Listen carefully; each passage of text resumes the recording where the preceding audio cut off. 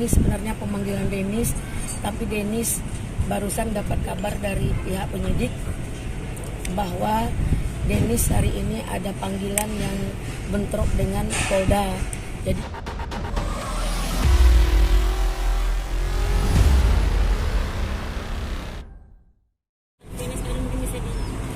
ya, Assalamualaikum warahmatullahi wabarakatuh. Terima kasih atas semuanya dan rasa syukur yang dalam saya ucapkan kepada Allah Subhanahu wa taala bahwa hari ini sebenarnya pemanggilan Dennis, tapi Dennis barusan dapat kabar dari pihak penyidik bahwa Dennis hari ini ada panggilan yang bentrok dengan Polda. Jadi Dennis di Polda Metro Jaya. Dia berjanji akan datang pagi jam 10 hari Senin. Sebenarnya pelaporan ini pelaporan soal apa sih? Nah, dalam hal ini saya sudah melaporkan ini lebih dari sebulan. Pada waktu itu banyak saya diparodi oleh beliau, oleh si Dennis Carista. Saya masih diam karena saya nggak siapa-siapa. Saya nggak mau cari persoalan.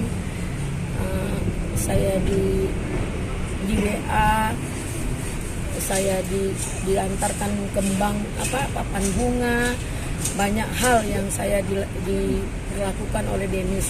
Karena saya tidak mengenal dia dan saya tidak perlu berurusan dengan dia, saya merasa nggak perlulah walaupun sakit gitu. Nah, pada hari itu tiba-tiba saya dari acara putusan Pak Jenderal Napoleon, saya kuasa hukumnya,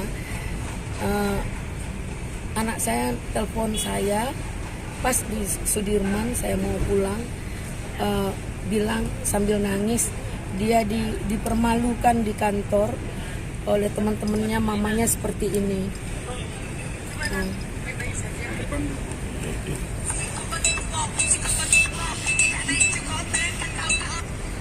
Nah, banyak ini hal yang seperti ini sangat membuat anak saya down dan psikis sampai dia nggak mau kerja. Dia kerja di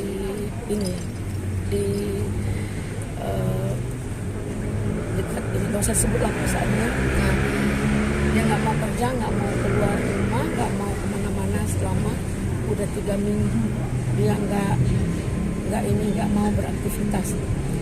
Situ saya buat laporan. Saya lihatkan bahwa anak saya terpukul. Akhirnya pihak Polda alhamdulillah nerima laporan saya, terima LP, dan untuk prosesnya di Jakarta Barat, Polres Jakarta Barat. Rasa syukur yang dalam saya ucapkan kepada Allah. Kita udah di BAP, saksi-saksi sudah semua. Nah, hari ini pemanggilan dia.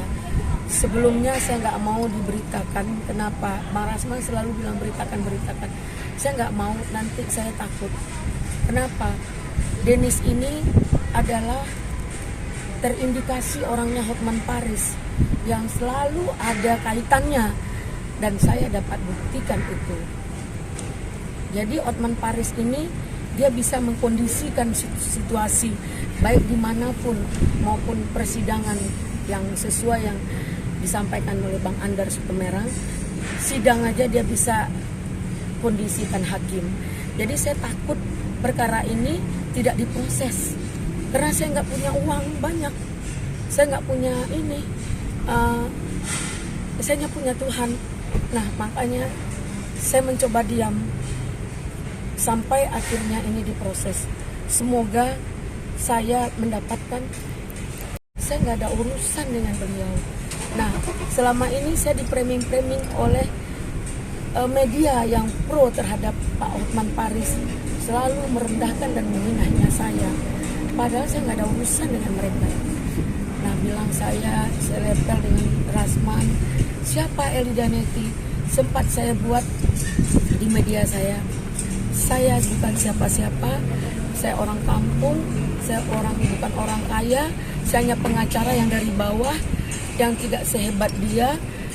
Nah, kalau mau tahu siapa saya bukan, katanya saya mungkin sama ijazah saya dengan Rasman.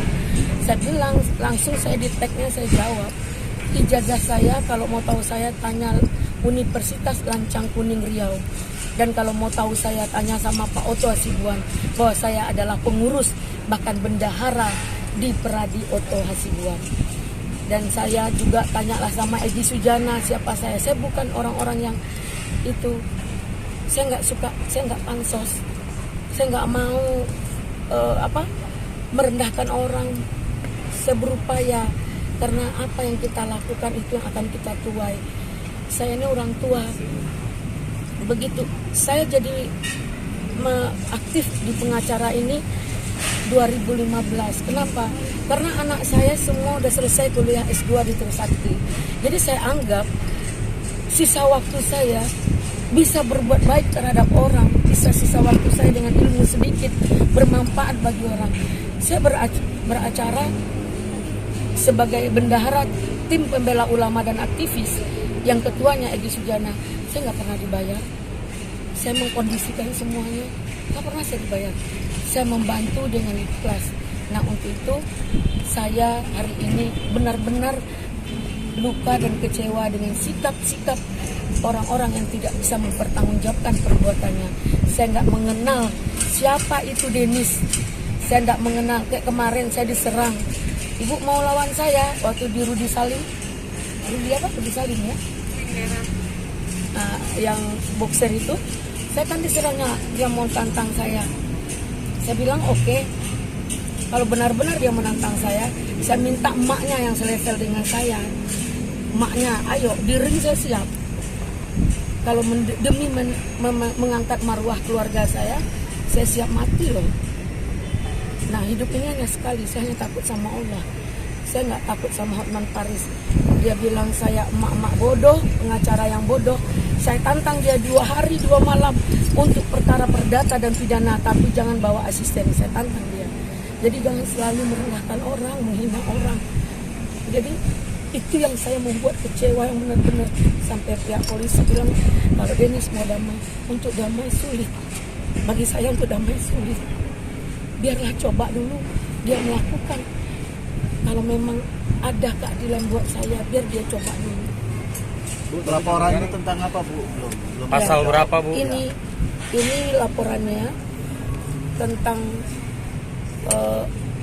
merubah transmisi. Sebentar ya. Undang-undang ITE ya. Ya, tapi pasalnya pasal 32 ayat 1 dengan pasal ini pasal 28 junto 48 8 tahun penjara 2 miliar denda. Ini isinya setiap orang dengan sengaja dan tanpa hak atau perbuatan melawan hukum dengan cara apapun mengubah, menambah, mengurangi, melakukan transmisi, merusak, menghilangkan, memindahkan, menyembunyikan suatu informasi elektronik di dokumen milik orang lain atau milik pribadi. Contohnya 48, orang yang memenuhi unsur sebagaimana dimaksud dalam pasal 32 ayat 1 dipidana dengan penjara 8 tahun dan denda 2 miliar paling minimal 2 miliar. Ini dia. Ini undang-undang. Jadi Denis sudah terlalu berani, sangat berani menghina orang di media. Sangat berani. Seolah-olah dia dia kebal hukum. Seolah-olah dia mampu menginikan semua. Jadi inilah sampai dia juga berani merendahkan dirinya sebagai pelakor. Bukan kita loh yang ngomong dia pelakor, dia sendiri yang mengaku dirinya pelakor. Jadi perempuan yang paling hina atau manusia yang paling hina. Kalau membunuh masih bagus lagi, ada sebab dan akibat. Kalau kita maling ada sebab akibat, mungkin tidak ada susu di rumah, mungkin karena kesusahan ekonomi. Membunuh mungkin karena kepepet. Tapi kalau pelakor perbuatan yang disengaja, itu undang-undangnya 79 ayat 1. 1 tahun penjara dengan 15 juta denda. itu undang-undang pelapor. Jadi saya minta, ya kalau saya nggak salah ya undang-undangnya itu entah 10 juta, dendanya entah 15. Di antara pelapor dengan KDRT itu di buku KUHP. Jadi itulah Adinda semua, apapun yang kalian lakukan hari ini, saya minta dibalas oleh Allah Subhanahu wa taala. Pemberitaan ini jangan saya di-framing.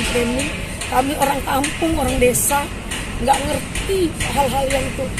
Kami hanya bisa menyampaikan yang benar ya benar, yang salah ya salah. Kami nggak bisa dengan anak saya, apalagi saya juga dalam hal ini saya minta maaf kepada anak saya, suami saya dan keluarga saya.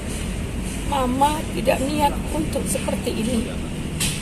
Mama hanya mencari ilmu di Jakarta ini. Saya dari Riau. Nah itu saya mohon Adinda semua ini sebenarnya kontrol sosial itu di bangsa ini adalah wartawan yang sama levelnya. Kalau di daerah dia di bupati ya selevel dengan bupati, kalau di sini selevel lah dengan Polres, Polda dan Mabes Polri. Itulah kontrol sosial wartawan ini yang luar biasa standarnya dengan publik yang bisa mendapat keterangan yang pasti dari publik. Publik butuh informasi. Jadi mungkin itu yang saya minta sama Allah, agar Allah membalas semua kebaikan kalian. Untuk ini bisa, saya bukan Anggar Jago, mudah-mudahan saya minta pihak penyidik, pihak Polri bantu saya untuk lakukanlah seadil-adilnya terhadap saya pencari keadilan untuk Denis Carista yang luar biasa. Yang sebenarnya sakitnya ada. Mama Neti, masih syukur saya panggil kamu Mama daripada kamu dipanggil yang Maha Kuasa, katanya. Itu sebenarnya kan sakit juga, tapi biarlah, nggak apa-apa. Dan itu waktu itu anak saya juga belum ini, masih marah aja sama saya. Tapi kalau ini dia sudah benar-benar, bahkan disuruhnya saya berhenti jadi pengacara karena sakitnya perlakuan seperti ini. Bu, kecewa nggak Bu, hari ini harusnya Denis kan hadir nih untuk pemeriksaan, dan ternyata dengan tidaknya kehadiran Denis diundur di hari Senin minggu depan. Oh, saya sebenarnya kecewa, namun setelah dengar keterangan tadi dari para penyidik, dia bentrok panggilan dengan Polda. Kan hari ini panggilan laporan orang kan banyak untuk Denis, tapi dimanapun dia diproses, siapapun yang bisa membuat dia jadi efek jerah, itu tujuan kita hanya itu. Mungkin saya juga udah menganggap legowo lah gitu. Nah, kata penyidik dia hari Senin pagi jam 10 di sini. Ada yang mau disampaikan Bu terakhir Bu buat Denis apa? Ya, bagi Denis, kamu cantik, kamu masih muda, hiduplah di standar normal, jangan terlalu terlalu euforia dengan merasa kamulah yang paling kaya, kamulah yang paling cantik, kamulah yang paling segala-galanya, sehingga kamu tidak pernah tahu orang terluka dengan omonganmu, dengan kata-katamu dan perbuatanmu. Kamu umbar-umbar semuanya, kamu hina orang, bahkan kamu menyakiti perempuan lain. Suatu saat apa yang kamu tuai, apa yang kamu tanam, pasti akan kamu tuai. Mungkin itu saya minta kepada Denis, kasihanlah sama ibumu, pasti ibumu sama dengan saya, niatnya membesarkan anak agar anaknya baik, nggak perlu kaya banget lah, yang penting bisa hidup cukup dan dapat suami menjadi imam, cukup. Anak saya 3 perempuan, bagi kami seorang ibu hanya cukup begitu.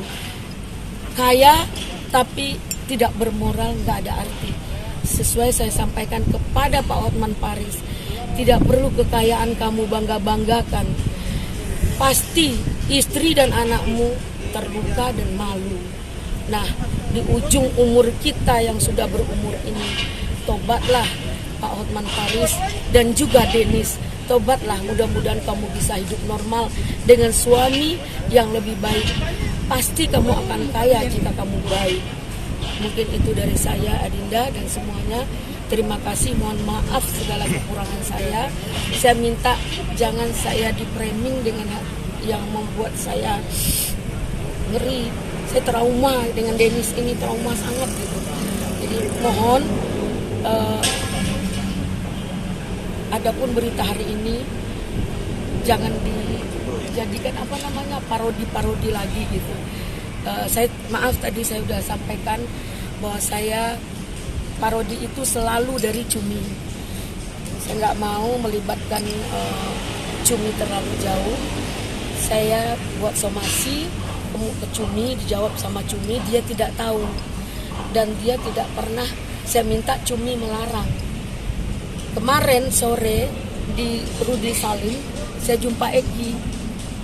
Egi bilang Cumi sudah memboikot Denis.